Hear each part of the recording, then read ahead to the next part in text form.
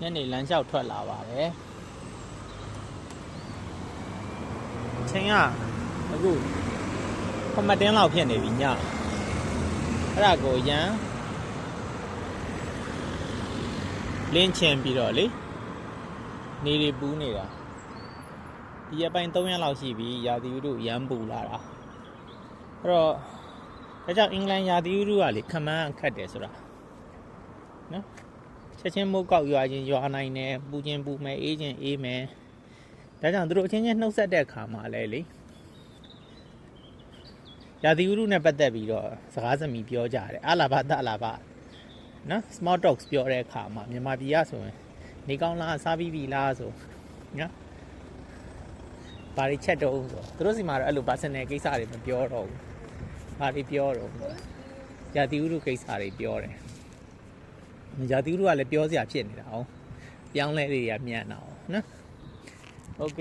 ဒါကတော့အိမ်ကနေပြီးတော့အခုထွက်လာတဲ့လမ်းလေးတစ်လျှောက်နော်အပင်တွေကတော့စိမ့်စိမ့်ဆူဆူနဲ့အရန်ကိုနော်ပြောင်းလဲသွားပြီစောင်းတွင်းတော့နဲ့မတူတော့ဘူးအခုကတော့ spring ပေါ့နော်ဒီမှာတော့ဒါ spring ပေါ့ຫນွေဥပေါက် winter ပြီးတော့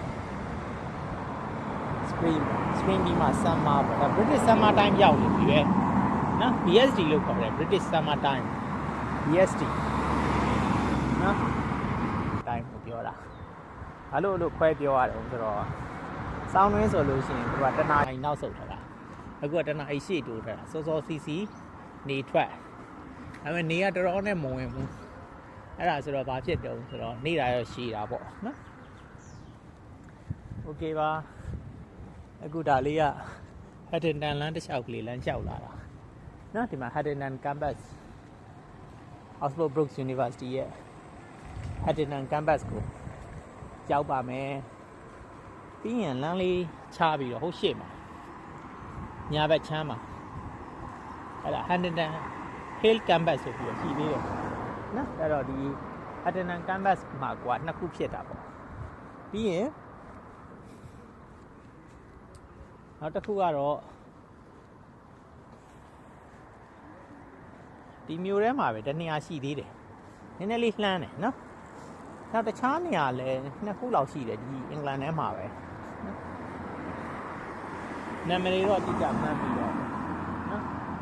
အဲသူတို့တက်ကတော့ဝင်နေတယ်ကြဲဝင်းရှိပါတယ်အဲဒီ Haddington campus အကြောင်းလေးပြထားတာ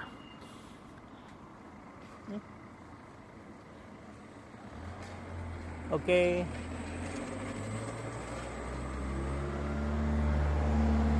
summer day ကြောင့်ရိုက်ပြချင်လို့အော်ဒီမှာ graduation ceremony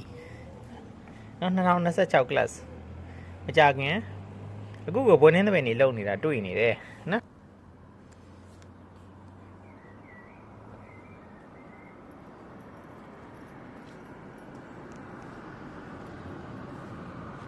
မေ23စနေနေ့ဆိုတော့ဒီနေ့ပဲเนาะဒီနေ့အဲ့တော့ပေါ်နှင်းသပင်တွေလုံနေပြီအဲကြောင့်လေဓာတ်ပုံရိုက်တာတွေတွေ့နေတယ်နော်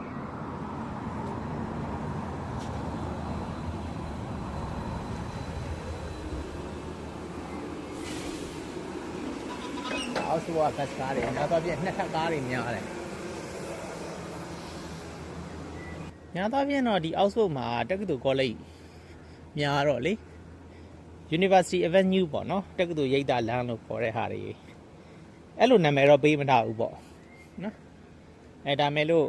အဲ့လိုပဲပြောရမှာပေါ့ဟုတ်လားရိပ်သာဆိုတော့ရိပ်အာဝါဒတွေကောင်းပြီးတော့နော်တစ်ပင်ပန်းမှန်နေများတယ်ဆိုတော့အခုလိုချိန်မျိုးမှာမြင်လာတာပေါ့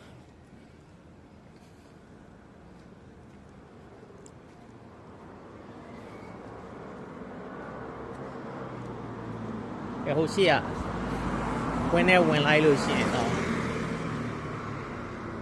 Haddington Hill campus ဘက်ကိုတစ်ခါရအောင်မယ်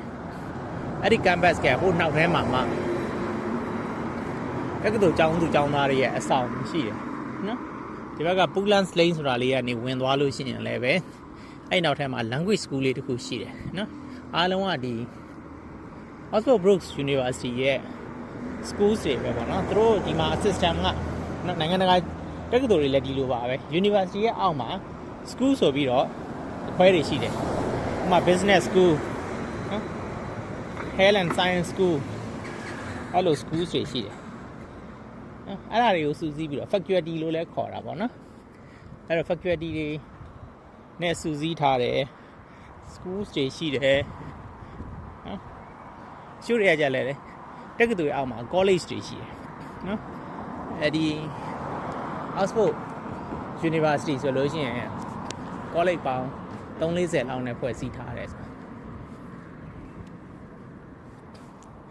Okay bye bye